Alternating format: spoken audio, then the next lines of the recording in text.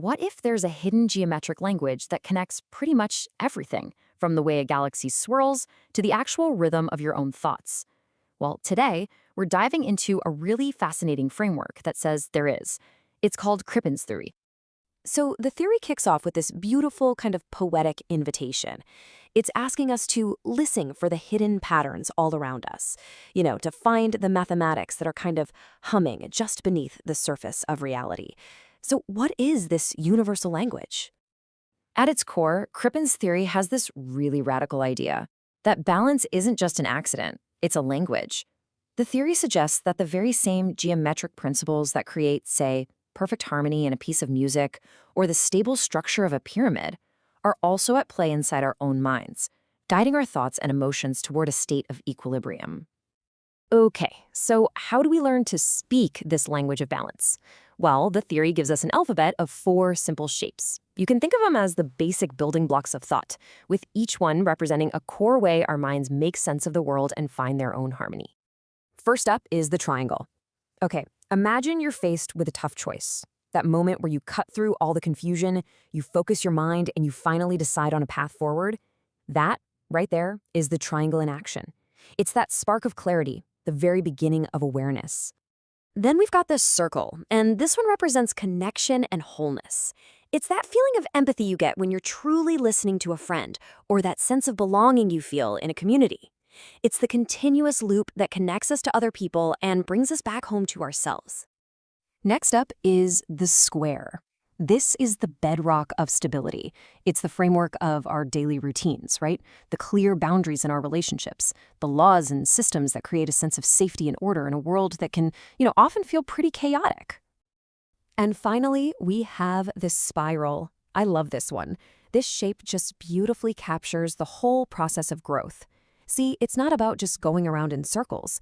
It's about revisiting the past, but with new wisdom, turning experience into insight, and just constantly evolving. So we have our 4 shapes, our alphabet of balance. But how do they combine to form meaningful sentences? This is where the theory introduces an equation that basically acts as the grammar for this language, showing us exactly how these elements work together to create harmony. And here it is, the ATLST equation. Now, I know it might look simple, but the theory argues this is the fundamental formula for harmony. It's proposing that T, or perfect balance, isn't just a feeling.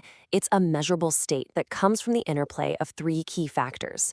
So let's break down what they are. Okay, think of it like baking a perfect cake. P for proportion is your recipe. You gotta have the right amount of each ingredient. Then you have kappa for phase, and that's your timing, mixing and baking, everything for just the right amount of time. And R for resonance is that final delicious result, a stable, harmonious cake where all the flavors just sing together. True balance, the theory says, needs all 3 working in perfect concert. All right, this is where the theory gets really exciting. It's not just some abstract idea. It's designed to be a practical blueprint. So how does this geometry of everything actually translate from the page into the real world? This slide is fantastic. It just beautifully illustrates the theory's power to connect things that seem totally unrelated. So on the left, you've got a Smith chart, which is a tool engineers use to balance energy waves in something like an antenna. On the right, you have the Fibonacci seal, a model for how living systems find their balance. The theory argues they're basically 2 sides of the same coin, the same fundamental geometry at work, whether you're looking at technology or at nature. And the potential applications here are just vast. I mean, imagine an AI therapist that uses these geometric principles to help you find mental balance. Or think about cities designed not just with concrete and steel, but with the natural rhythms of proportion and phase to create truly harmonious living spaces. This isn't just philosophy, it's a toolkit for building a more coherent world. So after all the shapes and equations, what's the ultimate takeaway here? What are we supposed to really get from Crippins' theory? Well, it's a profound shift in perspective, one that finds the final, ultimate equation not in physics, but in human connection. The theory leaves us with this incredibly powerful idea. The geometry of empathy is the final equation. What it's suggesting is that the ultimate harmony isn't something cold and static. It's the warm, dynamic rhythm of connection. The same fundamental forces that bind the universe, it argues, are the very same ones that can bind us to each other.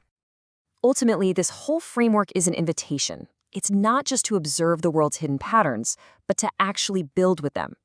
It leaves us with a really provocative question. What if we could build a better future just by learning to speak the mathematical language that's already written into the very fabric of our own consciousness?